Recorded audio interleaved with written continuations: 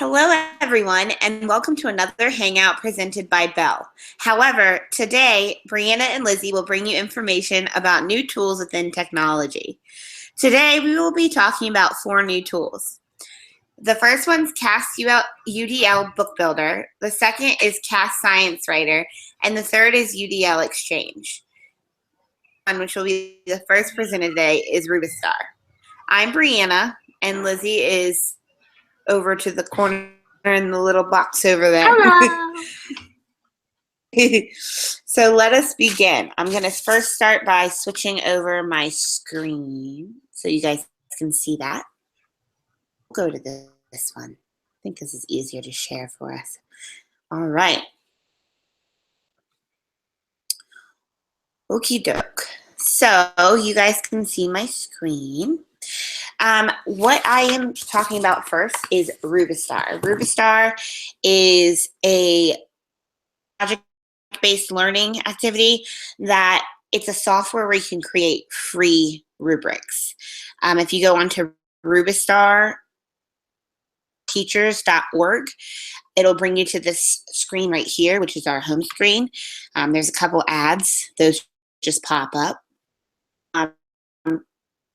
Just talking about the home page, it's a free tool. Anybody can sign up for it. Students, teachers, etc. All of them can sign up for it. How does it work?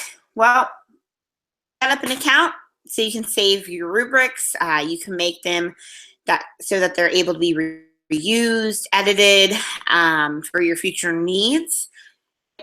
Also create rubrics without actually registering. You will pick your subject category. Here you have some different topics that can be created with your rubric. You can also start with a generic template and you can do it all from scratch. So you can build it up. Other things that happen, you can pick your own grading scales. These are usually numeric or descriptive. You can choose which one you want to do. You can also pick a category for each row from the drop-down list. The rubric will actually automatically bring up language defining what that category would actually look like and what it would hold. So let's get started. I already have an account. So what I'm going to do is I will be showing you. We're going to go ahead and log into mine. Then when you sign up, it'll ask you for your title. For me, it would be just Miss. I'm not married. Your first initial, your last name, okay, and your zip code. Did not have a name modifier, and then you'll type in your password. So I'm logging in.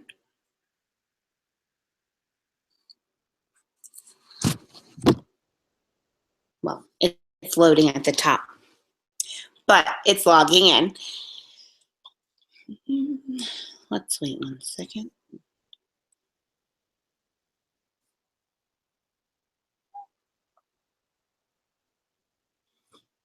Well, while that loads, because that's taking a few minutes, up here you have your menu bar. You can find your home, which will take you back to the first screen I showed you.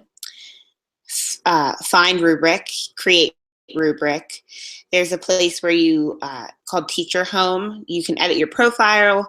There's a really cool area to look at. If you don't understand how to do Rubistar or use it, there's tutorials. So if you were to pick it, it'll actually break it down, each of the steps of making a rubric using this tutorial. So the first thing that we're going to do is we want to create a new rubric. So we can choose from multiple types of rubrics. We have oral projects, we have products, multimedia, types of rubrics, science rubrics, we have in writing, and we also have it for work skills.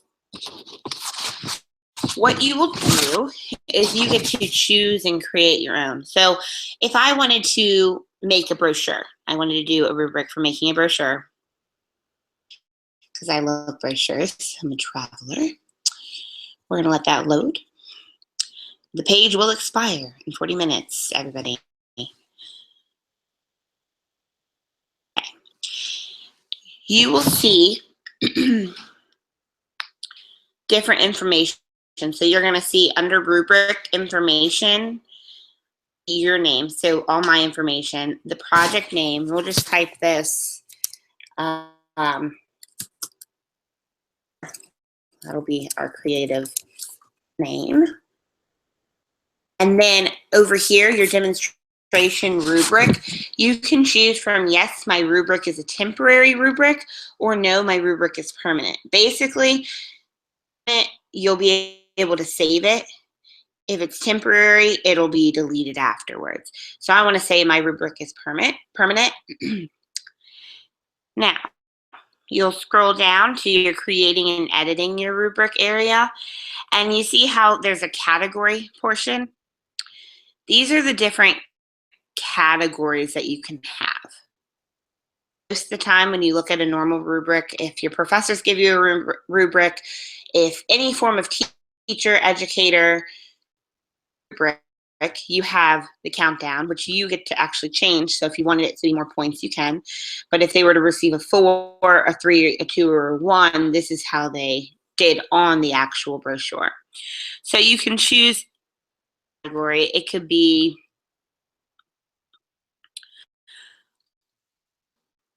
from writing and grammar, writing organization, spelling and proofreading, vocabulary, mechanics, anything you want it to be. So for here, we'll put attractiveness and organization. And what'll happen is it'll automatically of what your rubric would be like. So if I wanted this to be, instead of it being number 4 for a lot of teachers, you can put outstanding. You could put good, average, poor. It just depends on what you want your grading scale to be based on. So for here, for your attractiveness and organization, it already filled in things. So if you were to receive an outstanding 4 points or 4 points, you could have the brochure has exceptionally attractive formatting and well-organized information. The cool thing about Rubistar is it fills it in for you. Who doesn't want that? That's really simple. It does it for you. You'll have rubrics in minutes. So if I were again to pick another one, I could pick some pictures for our rubric. Then it adds more information of outstanding, good, average, and poor. And you can make the category however many categories you want. You can submit your rubric. You'll just push the submit portion. This is what my rubric would look like. So you'll have your student's name. This is the title of the project, my name, which is the teacher's name. And also you'll have your categories, an organization, graphics / pictures. You'll have outstanding, good, average, poor, your grades, how they're scoring on their rubrics. If you look down here, when you're finished with your rubric, well, actually, before I speak about that, there's an area where it says the date created.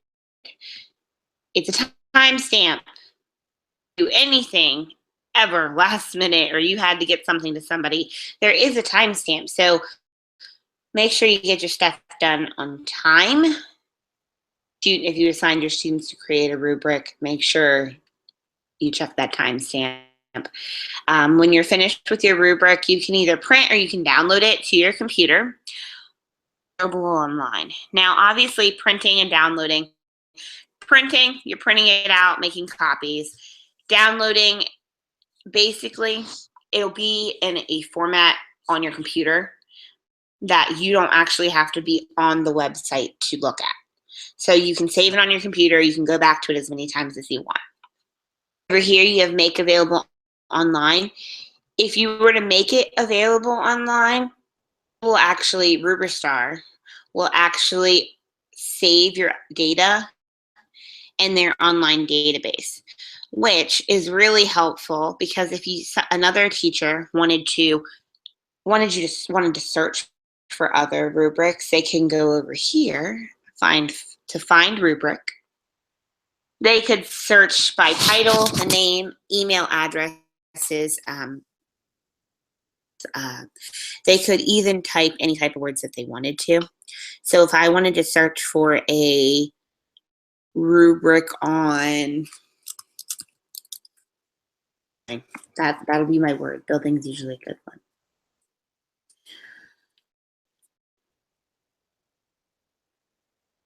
It's searching rubrics.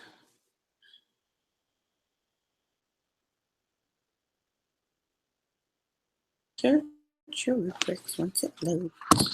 There we go. Searching rubrics. You'll have a whole thing of search results for buildings. It'll tell you the day created, when it was last edited or modified. Examples, they found 203 rubrics. A lot of pages to go through. You got 21 pages. So you can explore, look at, let's see. We can look at the story building. We'll look at story building. This is an example of a rubric that another teacher, professor, student created for their classroom. And it's basically a trait writing model. So that's the type of rubric they chose. And then theirs is titled Perem Story Building. Her category, she picked word choice, grammar and spelling, with conventions, sentence structure, sentence fluency, or focusing on topic and content. She did the basics where you can have it as 4, 3, 2, 1 for your scores. However, or he, when the teacher or educator were to pick their actual category, you need to pick categories that go along with what you're having your students do. So here she picked word choice because it's story building. Grammar and spelling is really important for that. Is extremely important, and staying on topic in your story is important. So this all goes with the actual rubric. Other than that, I believe over here I'll actually show you. I wanted to show you guys the tutorials. Here's the tutorial portion. Now, if you didn't know how to create a rubric, different things, you can click on any of the links. So if you want to know how to make a rubric that's printable, but you really don't want to save it, you could click this one. Or if you just want to learn how to edit your rubrics, you can click one of these links. There's an area where it will tell you, I'd like to analyze my saved rubric. You could push this, which this is actually what I will go to right now. It'll explain to you how to actually analyze a rubric, how to analyze by its category.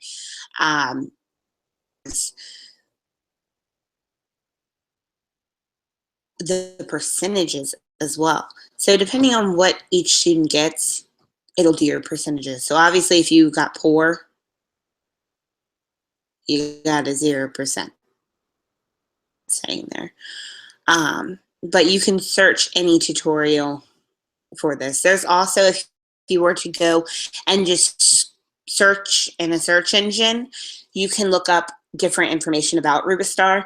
The one thing that I think would be difficult for Ruberstar would be, well, the ads are there. I can't get rid of those. So that's pop-ups. This would be if a teacher did not have internet in their classroom, which it's technology. Technology goes down all the time. power goes out, you have no Wi-Fi, how are you going to teach your lesson? Hopefully you used Rubistar early on and you were able to print out things class, so all you have to do is hand it out. But other than that, you can come back to it. You can look at other teachers' rubrics that they've made. You can create rubrics. You can go to Teacher Home, which I'll do here just to show you what Teacher Home looks like. Basically, Teacher Home is where, so anytime you create a rubric and you save it, it'll be found in your Teacher Home. That is all for Rubistar. Are there any questions? I think this is a really cool thing to have, first of all, because who doesn't want to have the rubric pretty much made for you? Exactly. But that's always helpful, you know. Do you think it's geared for all ages, right? It's just basically an overview that can be used in a special needs classroom or like early childhood, really, right? Don't you think? Or any subject. It's just like applicable for everything you can think of, probably. Yes, I think it would be applicable to all subjects. I also think it would be applicable to all age levels. Mm-hmm. For special education, there's more of just picking the categories and learning how to pick them out, and it all for them. Mm-hmm. So they're learning, oh, this category goes with this, and this category goes with that. Right. Should be age level for it. I think it's more all age levels can adapt to it. Kindergarten, I could not, but a teacher could actually present the information to them. Mm-hmm. So, do you think would students ever use it to create their own rubric, or is it just really a teacher resource? okay, I know. I thought so you mentioned I researched that a lot. The cool thing about Rubistar is when you sign up for it, you have to sign up. But if you sign up, it's not asking you for information of your teacher. It's just asking for your title, what you address your name as. So students can, if you wanted to, as a teacher, and give them an assignment where they have to create a rubric, resource, because they can sit there and do it themselves. They only have to type in, and they don't always have to do that. It just depends on if they want to use the resource later on. Okay. Cool. I think that's all my questions. I really like that, though. It's a fun thing to use. It's very easy. It's very simple. I thought the tutorials were pretty cool too, because for someone who didn't know how to use it at first, the tutorials actually kind of guided me through rubrics itself. And I saw also you can have the site in Spanish too, which that's cool, you know, because it's nice to have that it has an other language than English. Yeah. All right. Okay. Well, I'm Lizzie, as Brianna mentioned earlier, and I'm going to be talking about our UDL, or Universal Design for Learning book builder. So let me switch my screen around for you guys. Here we go. Dun, dun, dun. There we go. So this database, this tool, it's under the UDL umbrella. So as we'll talk about later, there's something that's called the UDL Exchange in general that you do lesson plans on, and you use the exact same username that you'd use for that. You can also sign in on here, which I think is cool as well, because they're kind of all related to each other. But this book builder is basically a tool that you can use to create, share, publish, and read digital books that engage and support diverse learners according to their individual needs, interests, and skills. So it allows you to enter your own text and pictures, and you can put little hints for the students to help them with their reading. You can save your finished products on your computer or even burn it to a CD, and you can use it over and over again with your students until you don't think you need it anymore. And also, something that's really cool about it, fair use doesn't apply to some of it, so you don't really need to worry about the copyright of your text. Now, if you wanted to get information from a textbook to help put another presentation here, then you would need to get your copyright stuff figured out, but you don't have to do it just for making it yourself. And it also has 3 interactive characters who help teach the strategies of completing the pages as you go along, which I'll show you in a minute. And it's geared towards students with learning disabilities, because the books can be read to the students, but that's not all that it could be applied to. And you can also use student written stories that you can make with this application. You can scan artwork in from Paint or take pictures with a digital camera to include in your book. You can even ask high school or middle school students to help create projects for your struggling students, just as something to get them involved. But I'll show you what we want to do. So here you can model your books if you click here. And this are all books that are already created. So if you can look at those as well. But the big thing that I really like, if you go to your public libraries, and we're going to search Dr. Seuss.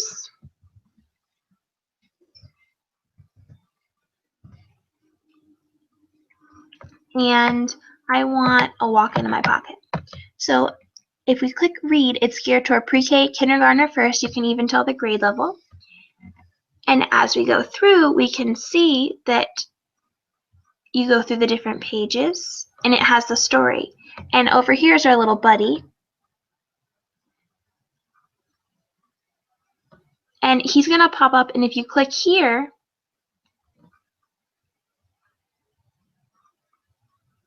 it will read you the text that's here. So for students that have trouble reading, or maybe English isn't their first language, they have that they can do, and you can go through it like that. And another thing that I like, if you go back, the big thing that this is, you can make your own stories. So you would hit create it and edit your books. I do need to sign in. I haven't done it quite yet, but like I said, you can go and use the same username and password that you would for your other UDL if you have one. If not, you can make one. It's free and simple to use. Here we are. I'm all in. Okay. So I want to start a new book. So I'm going to click here.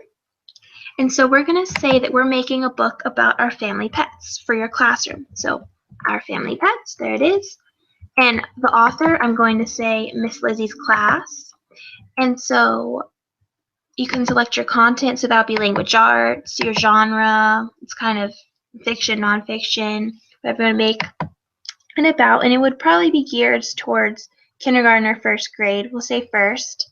And you can change your language as well, which is also really cool about this. They have a bunch of different languages: Spanish, Portuguese, French, German, Italian, Korean, Latin. I'm going to use English because that's my first language, but you can choose different ones. And then these little guys here, you pick them, you can choose different ones, and they're the ones that help guide with those reading the story out loud or giving you tips on how to do it. So that's all. I'm just going to go ahead and use Pedro, Hallie, and Monty. I'm going to hit submit. So now we have our book here. So what I want to do is add a title page. So if you want to click here, these are all your different pages, and so you want to select a layout for your page. I'm going to show you, for instance, let's go and make a page. We'll say this is page 2. So I can click here and hit add text. So my text, I'm going to say Miss Lizzie has a pet cat named Duke. Great. So I would click save here, and then I want to add an image. Now I have a picture saved on my computer of my cat that I'm going to choose on here. So as long as you have pictures saved to your computer, that's how you can do it. So I'll just click there. And the files do have to be a GIF or a JPEG file, or it doesn't work. So you click upload, and then there's my picture of my cat, and you can hit save, and you can add this little guy here. You can, for instance, we'll go Miss Lizzie has a pet cat named Duke. This little guy will read whatever you type here. So if when the students go and click on this, it will read the wording if that's what you want it to do, which is what I would like it to do. So we click save, and now if you're done with that page, you can go preview, click here, and there's my picture, and it said Miss Lizzie has a pet cat named Duke. And if you click on Pedro, it's going to hopefully read it to you. You can click here, and it will say, Miss Lizzie has a pet cat named Duke. So I think that's pretty cool because it helps the students, once again, if English is not their first language, they can do that, or if they just have struggles with reading, they have that advantage. So you can hit book completed. Obviously, you'd have more pages, but for now, we're just going to say that I just have my one page. You hit save. And then, this is my book here. So I can go back at any time and I can edit it. I can download it so I can save it onto a CD, as I had mentioned before. That way you have that copy of it that you can take anywhere. You can even print it. So if you want to give the students a copy of it to take home with them or to read out loud, that is available as well. Now, something else you can do, go back to home. You can go to shared books. Now, I don't have any of this in my categories, but if any other teachers or students shared books with me, this is where they would go. So if one of my colleagues made a book and I wanted to use in my classroom, I'd be able to do that. And over here, you can learn some more information about what UDL is in general, which would be Universal Design for Learning. So these are a bunch of different sources and resources that teachers can use to help in their classroom. And the one thing that is a disadvantage about this website is it can be slightly confusing for students as well as for teachers, because you have to add the text and the images for each page, and then you have to figure out which little person or animated character you want to do the talking for you. And it can definitely be time consuming as well, because you have to go page by page by page. But something with the for instance, if I did that book, Our Family Pets, with my students, if each person already had their drawing illustrated, you can take a picture of it and upload it there. You could even have them help you type with the writing into it so they can contribute to that process as well. And the other thing you would have to worry about would be copyright, just to make sure if you do use outsized text, just make sure you get permission from it, and you have to go through that process of getting permission for it so you don't steal the work or the original copy that someone came up with. And as always with technology, if you don't have access to internet, that will be a big issue when trying to use this. So that basically is my UDL book builder. So if you have any questions, let me know. I really like how the book builder has an area where you can actually pick the and then there's multiple, not just English. But one of the questions, because I know you were talking about how it will read to you. I believe it was the coaching is what it was called. So if you were to pick Spanish for the language, will it actually speak Spanish? Yes, let me see. I can show you. I was playing around with it, and I don't know if it would necessarily it wouldn't necessarily translate it for you, but on the model books, if I click here, they have books that are already written in Spanish, and I'm sure other languages as well. So if I go here to this book, this is what I looked at earlier. I click next. The book is in Spanish. So they have that here. And these little guys here, they may not necessarily be used to read the text message. They can also give hints. So let's see what this person. So this person is asking questions about the story to, just further engage them with what's going on in the story. And so is this one. And what did Mario do? So he didn't even read it. But here they have this little sound file. So if you click play. Una soleada mañana de primavera, Colette y Jimmy fueron al zoo. So you can even add those audio files. Now, you can add it to the little guys down here, the animated characters, and it'll just be the voice you choose. But you can also record it yourself and embed that audio into the book. Okay. Do you mind showing that one more time? Because I don't know if it was the itself. Did it click to a new link? Is that what it did? But did it not work? Oh, I was looking at it. I saw where I got to where you had the grades. I just wanted to know if it will show that portion of it because it kind of froze.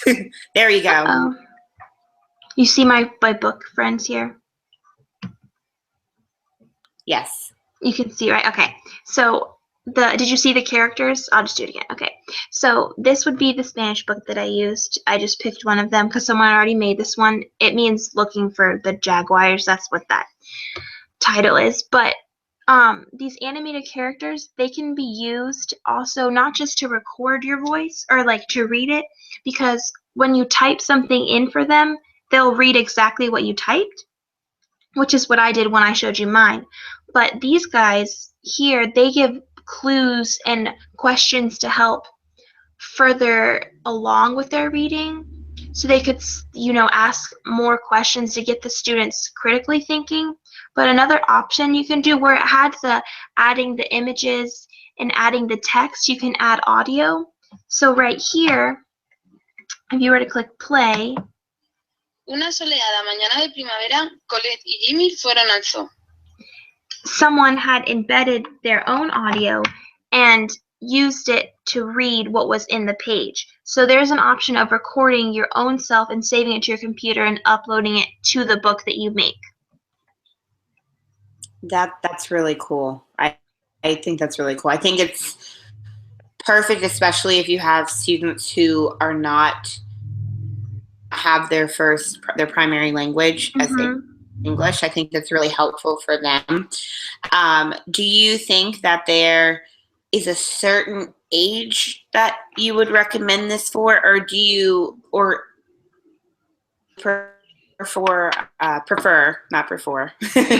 would you prefer this more student based, so the students are doing it, or is it something that everybody can do? I think that it could be as both, because if you looked at the you can sort the books by grade level, and it has it from pre-K all the way to 12th grade, and then even has an other category. So if you wanted to do like college age students, you could. And I think, for instance, it could be used as a teacher-based activity, since you have to make an account. But you can also get your students to help it out. If you implemented the smartboard into it, maybe they could just, see what you're doing to get experience with it. But I think it could be used at any age, really. And obviously, you probably wouldn't have simple sentences in a book for an 11th grader. But if, once again, they're struggling because that's not their first language, that what's being taught in class, it's definitely something that can help. And this is also geared towards those students that have learning disabilities as well, because they can have the book read to them, or like ask prompting questions and see what is going on, other than having to figure it out themselves if they're not on the reading level. Okay, that's really cool. I like it. And I think that was it for my questions. Okay. Right. Well, I guess we're going back to me. I also did a UDL portion of UDL. This is called UDL Exchange, which I will change my screen so I can get there for you. We'll go back to here because that's where it'll be. There it is. All right, I already have the website open, but if you wanted to go on, it's Cast UDL Exchange, but it's udlexchange.cast.org/home, and that'll bring you to this really cool screen right here. This is our, over here you'll have a little bit of a video that'll talk about what is Cast UDL Exchange, I'll explain that, and I'll show you how to build a lesson plan that can be added to our collections. The first thing, obviously, when you go to this website is you're going to want to create an account. I already have an account. That you're going to want to do is, for me, since I have my account, I'm going to sign in. But before that, I just want to talk about the homepage for a little bit. And when you sign in, at the top, you'll have your menu bar where you'll have build feature guide. Now, Cast UDL Exchange allows you to search other plans and collections, UDL collections, by grade level, by if you know who created it, you can also do it that way, or just by topic. Browse for that. To build, that's what I'm going to show you how to do as well today. Building, that's just creating your lesson plan. And feature guide, I'm still learning a little bit about feature guide. I'll click on it. It's kind of like a tutorial, kind of like in Rubistar earlier, and you know, tell you little hints of what is in each thing and how to do it. So we're going to go back to here. It's our home screen, and just some things that UDL Exchange includes, which I'll actually show here as well. You can choose resources, which can be websites, documents. People may have put their presentations.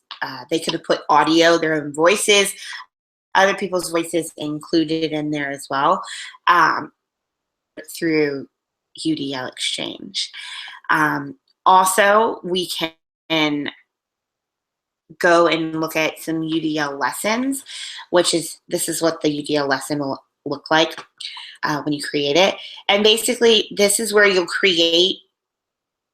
You can also browse your lesson plan, like I said earlier.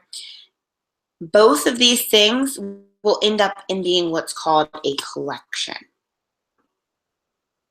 A collection for UDL, that's just holding any resources that you have and any lessons that you have. Some things that you're going to see when we get to the building portion is you'll see some tools like showed here. You'll have a plus sign, which of course that means to add. So this, if you see a plus sign, it's usually in your right-hand corner at the top. That'll say, that allows you to add 2 lessons. This is one that I have used in my courses that I'm taking now. This is where you will share. You can share with your professors like I have in my course that I'm taking. You can share simply with having an email, which I'll go over. There's a remix button. Now the remix button, it allows you to copy someone else's lesson or resource and make it so that it fits in your classroom's needs. That's the whole point of the browsing. That allows you to see what other people may have come up with, and you can on their ideas, but you make it your own. That's especially because we don't want to copy, we don't want to plagiarize or copy. We want to create our own. You can also recommend UDL lessons, resources, or collections to others, and you can favorite. So you can mark any favorites that you can find. So then that allows you to find them quickly.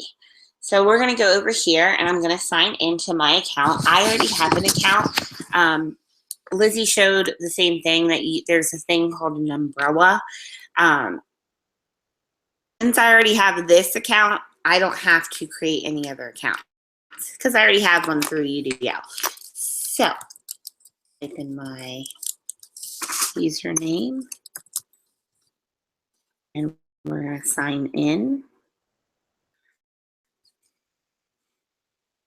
Okay, so again, you have what we call UDL resources, UDL lessons, and UDL collections. The first thing that I'm going to do is I'm going to go over to browse. I think you guys should see browse, the browse portion of the menu. if we go to browse, you can search lessons, resources, and any type of collection based on the title, the author, the description, or just the title or just the author. There's different filters. It can be lessons, resources, or collection, of course. Other things that were recommended to me by other people.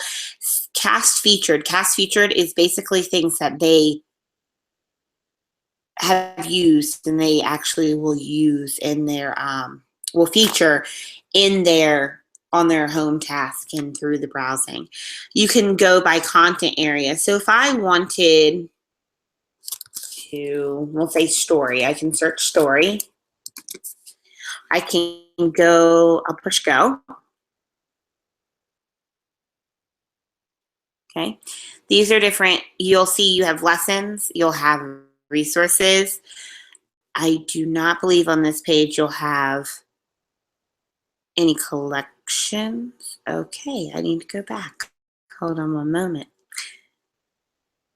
Having a Mac computer, guys. Then I can go down here and I can do it by content area. So if I want to talk about stories, I'll go over here, push English Language Arts,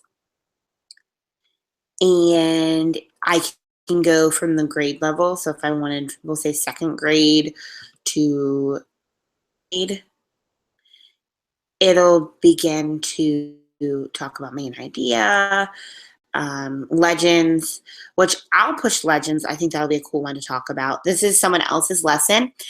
Now, this is when you create a lesson, which I will show you when you start to build it. You'll have an area that'll say about this lesson. Everything that you see on this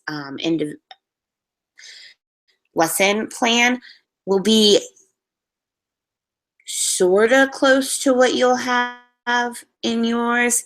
You'll have the description, you'll have prerequisites, you'll have estimated time. These are the everything in bold that you fill in, but the stuff underneath of that you can build on. You can create to make your own. So you'll see about this lesson, write it by clicking it, potential use. So for description, if you see an I, this means information. It'll explain what a description is. So here, a description is a good lesson. Description includes what the lesson's about, student activities, how the lesson relates to a larger unit or class theme. If I wanted to know prerequisites and what a prerequisite was, it'll also pop up explaining what a prerequisite is. So you have the ability as an educator to, if I'm having trouble writing my lesson plan, making my lesson plan, now, oh, this is what a prerequisite is. Let me go back, let me fix this, let me cater it to, this is my classroom, fit my needs for my classroom. So what does my class need to know before starting the lesson? Estimated time, of course, estimated time. This is about how long your lesson will last and how long it will be. Under potential use, you'll have your purpose. There's multiple purposes. So when we get over to the build section of UDL Exchange, you can actually pick between classroom instruction. I believe there's small groups, and I can't get them off the top of my, oh, it's in my head, but I will get there. You can put grades. So your grade 3, this is what this lesson's towards. Content areas. Now, the other cool thing is Common Core. Taps into Common Core standards based on whatever the content area is. So for here, this lesson is based off of English Language Arts. If I were to click this arrow, these are all of the Common Core standards that or educator or student in training to be an educator has found to be useful and used in this lesson. So these are all the Common Cores that she feels that would be used within the lesson. So you have reading literature,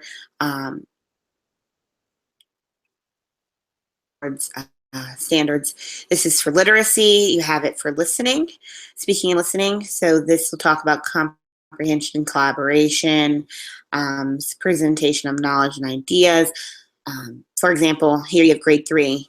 Report on a topic or text, tell a story, or recount an experience with appropriate facts and relevant descriptive details, speaking clearly at an understandable pace. This is something that feels will be covered into her lesson. Some other things, goals. We have instructional goals, objectives, and variability. Instructional goals are basically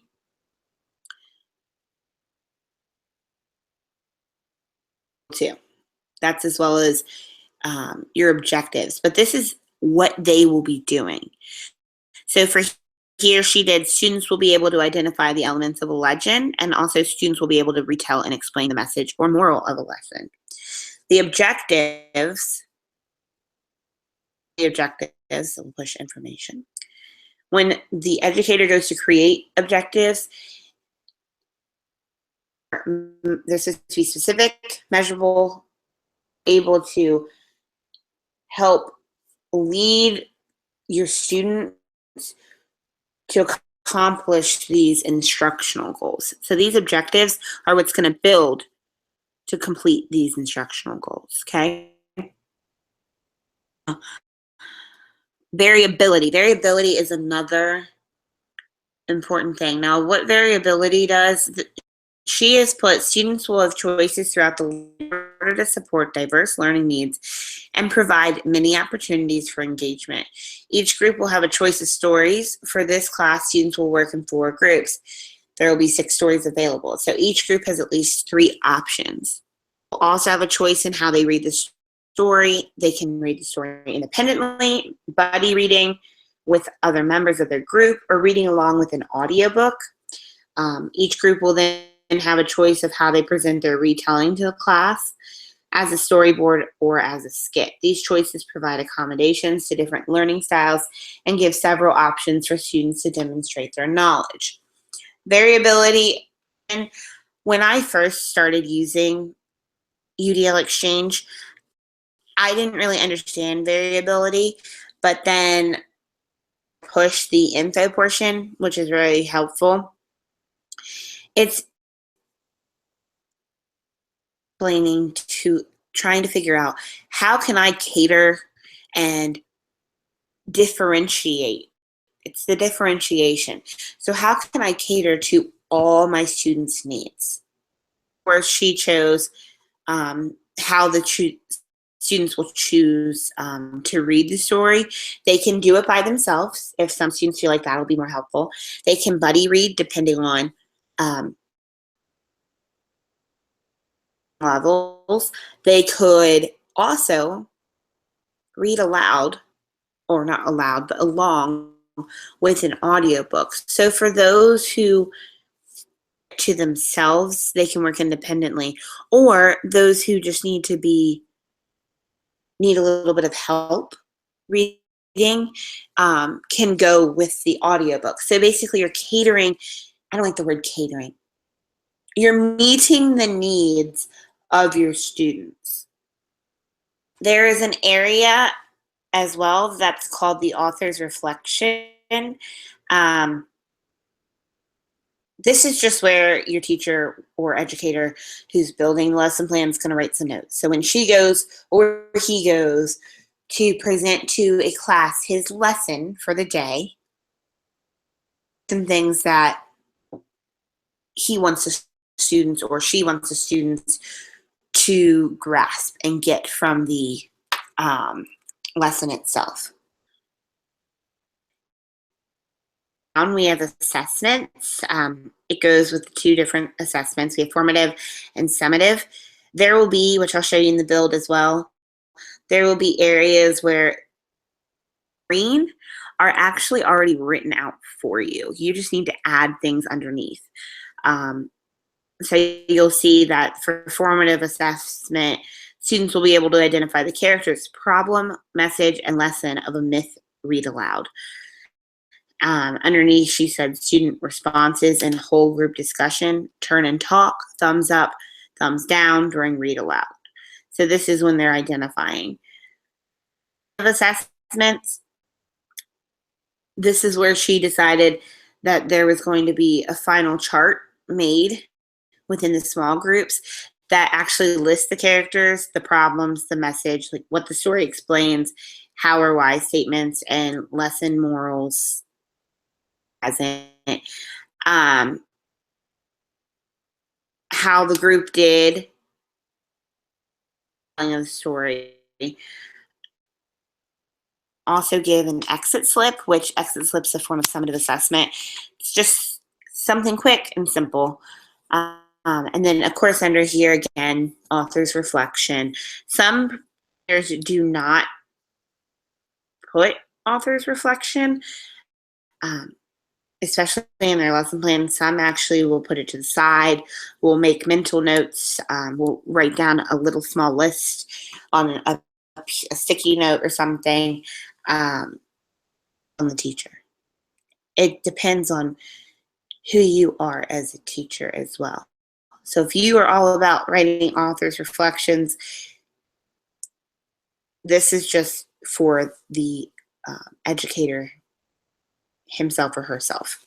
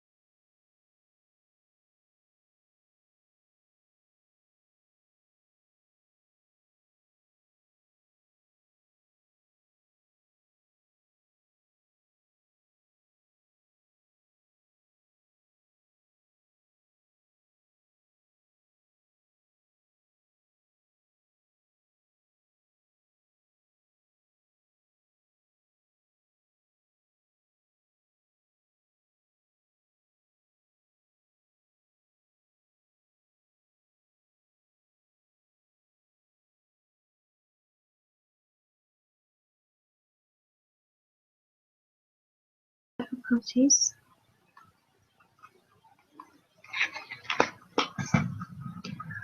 I believe.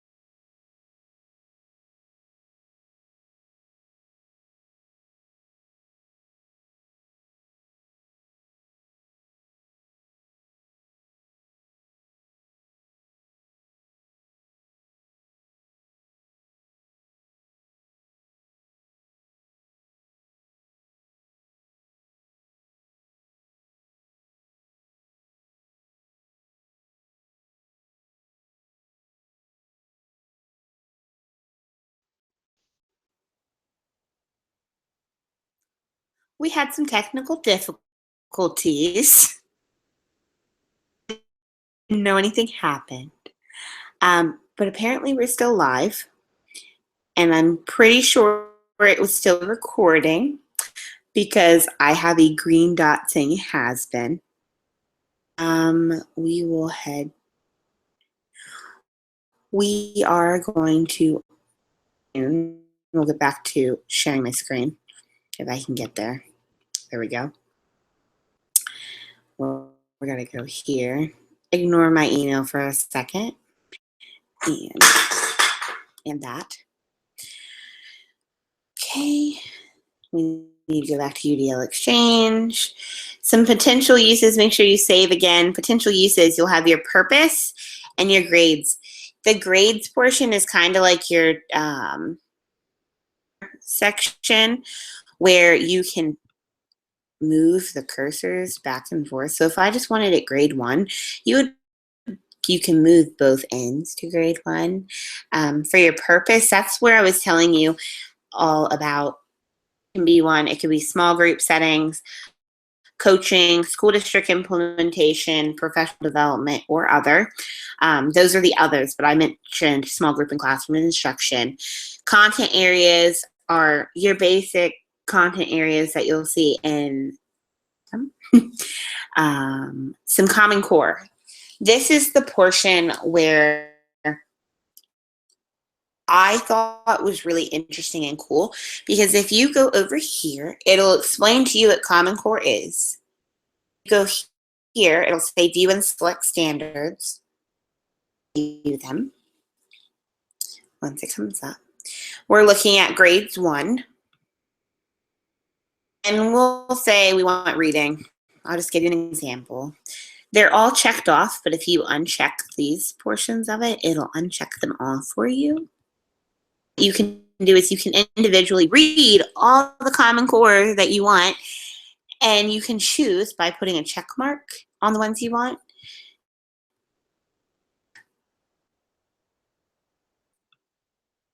And it'll be right here. So if you push that, it'll have them bulleted with the categories they're under and the standard itself. Again, you have your instructional goals, your objectives, and your variability. I won't go over it again. Talked about it earlier. Formative assessment, summative assessment, that's also another thing. Your opening, during, and closing. This is where I was talking about the green underneath of each portion. Up here, they'll also give you UDL support if you need it. Up here, you will check what you want to enter. So I want a hook and I want an introduction. I don't want to use the anticipatory set. We're just going to do a hook and an introduction. You will push add, and then underneath you can type whatever you want for your hook. So depending on your lesson, you can type it that way. Same with introduction. The during and closing sections also have it. So you're able to introduce new knowledge, guided practice, independent practice, pose leading questions. I can add that. And this is where including different things that will engage your learners as well. This is where I was talking about author's reflection. Author's reflection, you can either,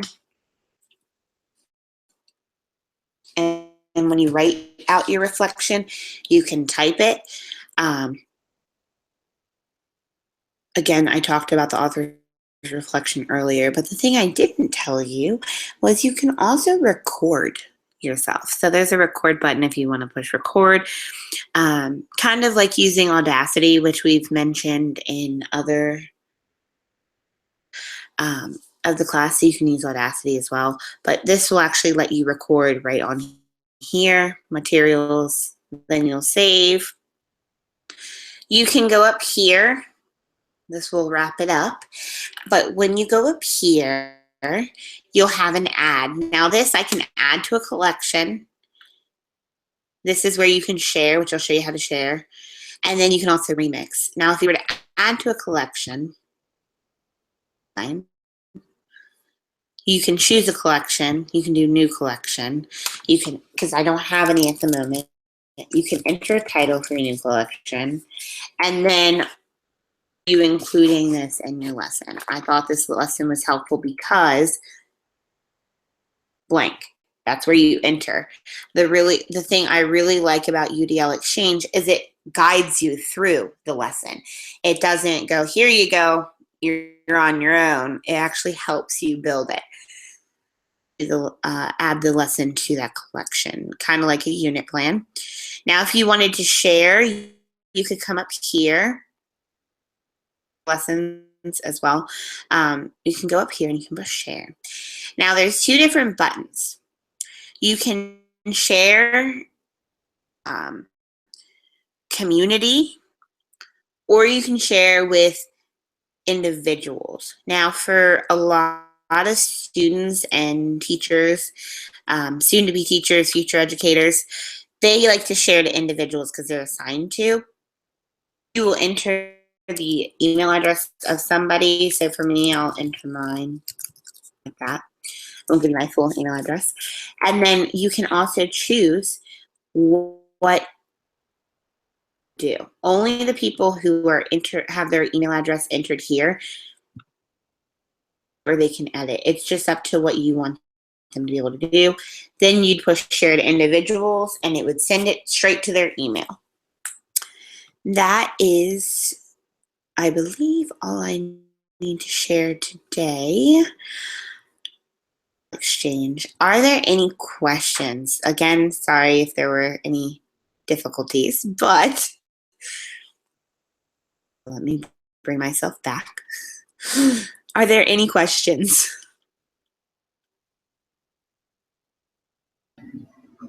Sorry, I was unmuting myself.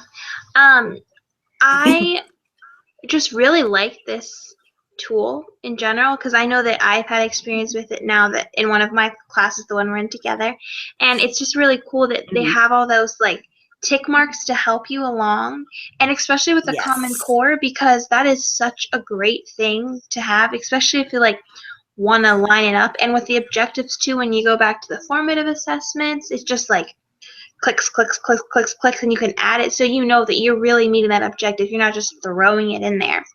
But do you think there's any disadvantages to using this? Yes.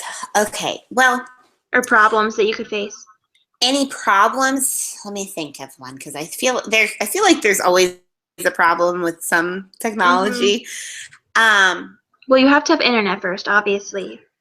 Yeah, always have to have internet. Another problem could be actually have, I believe when you register, I will double check that if I can. I'll double check that right now. When you go to register, I believe it asks you if you're a teacher or not. So only educators can use this.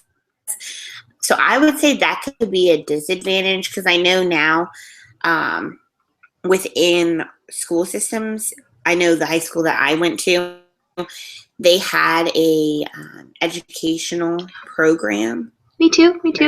That prepared their high school students for it. So I feel like if you're not actually a teacher, it's really hard to create things unless you say you're a teacher. But it'll ask you for all that interesting information, of course. Questions with that? I think that would probably be the biggest one. It's just it'll ask you to be a teacher, and then a lot of the sites will ask you to specifically pick what school you teach at. Right. And if we're just doing things like for instance, or like us, if we were to create it for an assignment, what school should we put? That's something that's we're not in a school yet. Right. I agree. Yeah. So it's just kind of like that could be an issue later on. Is there any other question? No, I don't think so. You covered a lot. I know that's one that takes a little while, but it's really important to figure out what it does. So, okay, well, I'm going to go ahead and talk some more too. So the next and last final tool that we're going to be talking about, it's called Cast Science Writer. So I'll go ahead and switch my screen.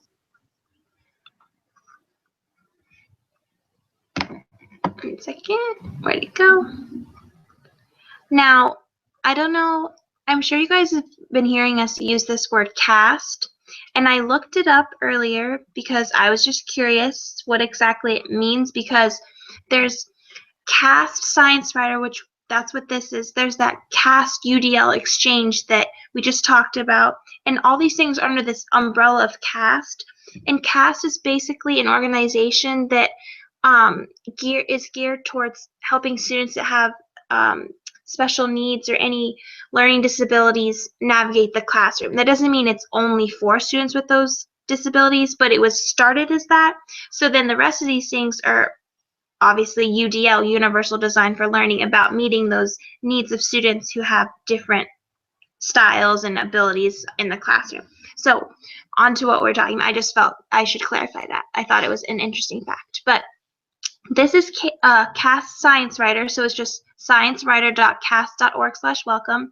And now for the UDL exchange that we just talked about and the book builder, those have the same account, but this one you do have to create a separate account. You can use the same username, but it's not connected to your other account. It's super easy, you just have to do it. I already have one, so I'm going to go ahead and log mine in. I'll hit login. And what's really cool about this resource is that it helps students writing labs and class reports in the science classroom, and it is geared toward middle school and high school students, but there's a way you could find it to be applicable to upper elementary grades, probably no lower than 2nd or 3rd grade, because lower than that they're not really doing a science report in this capacity, or they don't have the skills to do it online like this. But basically you can just go ahead and follow the steps of a science report, that it's already broken down, and it gives all the details per section of what you need to include in that. It even has sentence starters and checklists along. You can compose a draft and then you edit it and revise it, and then you have a final copy. So it's really cool that it really makes sure that you are getting that science report done. It even has a text-to-speech tool that you can use, so it will read the report to you, so you can see if it hears the way the student can hear, if it sounds correctly to them. So we'll just go here. As you can see, this is all the stuff that you get with it. There's the writing process that we talked about, the draft, the revising and the editing. There's a sentence starters. There's even a journal. So the journal is up here. And with the journal, the students can create log notes about their different science reports. If they have access to an iPad or a computer with this on there, they can just reflect on it and keep that there, and they can save it as well. But the big thing we're going to talk about, this Take a Tour button will give you all the information as well, but since I'm talking to you, this is what I'll be doing. We're going to hit Start a New Project. And I don't know if these guys look familiar to you. These are the same animated characters that were in the UDL book builder I talked about earlier in our Hangout. So it is under that umbrella, so they're also there to help guide the students in learning how to make a science report. So here we're going to put a title name. Let's see, we'll do Force and Motion at Work. That was something I looked at earlier. And then we're going to have a research question. Now, you can change it to a hypothesis depending on your age group, but I'm just going to choose research question. And then in the report, you have an introduction or a thesis. You can have methods or procedures, results, and then you have your conclusion or your discussion. So these are the 4 I'm choosing, but once again, you can change it to how you feel you need to. Now, right here, Max, we click on Max. This is going to pop up in the corner. We're going to hit play. I had to write a project name about the pond and counting and fetching sticks. I knew the name was supposed to be short and clear, so I thought Sticks on the Pond was good because it was both short and clear. Try writing a project name that is short. It should also help people understand what your project is about. So Max basically is going to guide you in the process. So he just told you what would be included in a project name. So Echo over here is also going to give you a hint. Your project name is like a title for a story, not a complete sentence. The project name needs to be a few words that describes for the reader what the topic for your science project is about. You may come back and revise the project name and the section names later if you want to. So as a student goes through that, they can click on those different animated characters to help them understand what they're doing. So we're just going to go ahead and click next. And this is what this screen looks like. Now here you can see this is your research question and it says draft. So you can pose your research question here and you would type it in. What is ocean? I'm just putting an example. And then you can hit save. And then you would go to next and you can revise it. You can just, there's a checklist that pops up in the right hand corner right here. So it just wants you to know, it helps you. Does your research question focus on the topic of your project? Is your research question brief, only 1 or 2 sentences? So this little checkup pops up during the revision stage of each of the parts of the report, so the student can really make sure that they're doing what needs to be done for the science lesson. The science report. And then if you click next, you click edit, then once again, it adds more things to the checklist. So this is basically about grammar and punctuation, spelling, all that stuff. So you can click on those different parts of the checklist to make sure that you're really completing this report to your best of ability. So if we click next, this is what I personally really think is cool about this. So this is the introduction, what we can see here, and it once again has the draft, revise, and edit tabs. Well, here you would click help me get started, and what's going to pop up is it's going to break each of these tasks into smaller pieces. So through that process, you can really get help with what's a part of the introduction. So you have your topic centers and your research question. What's also cool about this is if you click here, you can choose a sentence starter. So for students that are a little younger and they really might not have any experience making a science report, this is what they would use. They could say, my interest in this research started, and you would click and then you hit select and it pops right there and they can go ahead and finish that sentence. And if you want to hit echoes over here,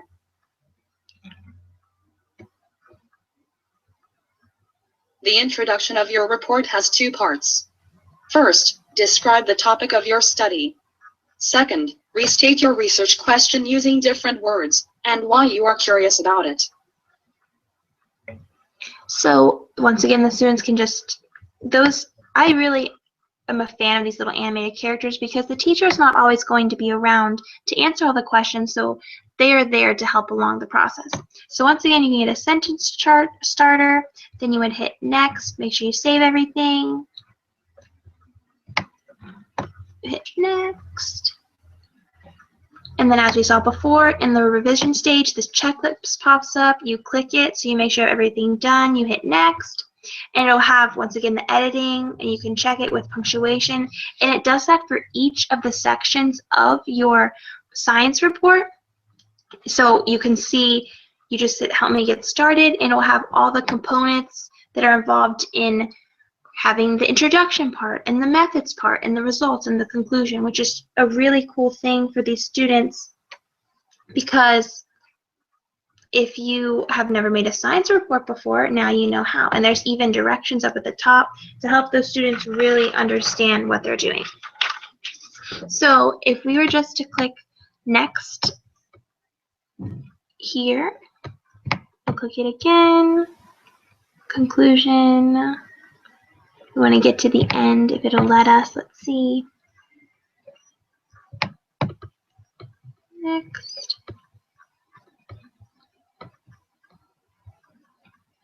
save, next. Okay, so that would in general our report be done. So you can go to project overview, and it'll show you, now we would have things written there, but it has all the different things you just filled out. And then if you go back home, you can go and look at your projects right here, project home. And so this is the one we just made. You can even print it, you can email it, and you can delete it if you don't want it anymore. And this is a really cool thing for students so they can learn how in depth to make a science report so that they know what needs to be involved in the classroom. They can understand that you have to have a hypothesis and procedures and methods and a conclusion when it comes to this sort of thing. So that basically concludes how to use the CAS Science Writer. Some disadvantages that come with this, once again, is that it's very time consuming because you have to sit here on the computer, and if you've never made one before, then the students would have to really be involved with what makes up each part of a science report, the introduction, the results, the conclusion, all that stuff. So the first time they would use it, it would definitely take up some time of the class, but once they get the hang of it, it should be pretty simple for them to use it. And you also have to be aware that there's not a lot of the website that's applicable for younger age students. So for instance, your pre-K, your kindergartners, maybe your first graders would not be able to use this unless you, as a teacher, you could do one together. Maybe that would help it. But this is designed so the student can do it by themselves on their computer, on iPads, that kind of thing. So it's really aimed for those older age students, because with the younger age, it would be kind of difficult for them to get there. But you, just like with anything, you can always change it to meet the needs of your students who happen to be younger by doing it together, that kind of thing. And just like any technology, if you don't have access to internet, that pretty much puts you in trouble. So you need internet to make it work. But that's pretty much it. So if you have any questions, let me know. I kind of wish that I had that when I was in elementary school. And just growing up in general, because we always had science fair, and those were the steps that we had to incorporate within our projects. I really like how they're incorporating the same characters from the other ones, so you're familiar. So it's like I like knowing, oh, this is this person, this is this person.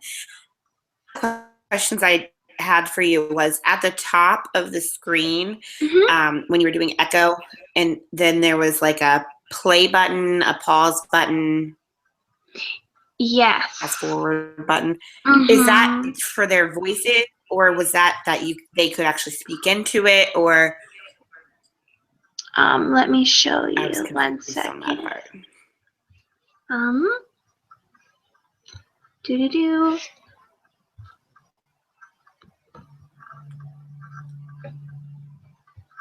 Yes, right up there. Yeah, that one. Okay. Now, this was supposed to be the text-to-speech thing. Okay. And I was trying to make it work earlier, and I wasn't able to. But it's supposed to read the screen that you're working on, so I don't know why it's not working. Okay, so it's just basically the audio portion of it. Right. Let me check if, because I saw that as well, and I was trying to make it work, and I was having trouble with it. But as you can see here, it says that it is that speech to text to speech thing that I mentioned earlier. So it's meant to read out the text that is on the screen so the students can listen to what it's actually saying, because what you're typing may not be what you want to say. You might leave some words out if it doesn't make that connection. So that's what it's for. And it also lets you translate certain words if you double click on them into Spanish. That's what this little thing is here. But I don't know why I'm not able to make it work, but it is supposed to do it. So maybe I'm just not doing it correctly. But there is that component to it for those students, once again, who may not have English as their first language, because with this whole umbrella of CAS, they're really trying to meet those needs of the differing students that are in the classroom. Okay. Anything else? No? That I can think of. That was my biggest question, was what was in the corner. I couldn't get to work. I was trying to, so maybe it's because I don't have anything actually written on there because I was showing you an example of how to make the report. But those are geared towards students, and it's supposed to read it out to the students, so they can double check their work. And there's that advantage of translating some of it into Spanish because that is a growing language in the classroom as well.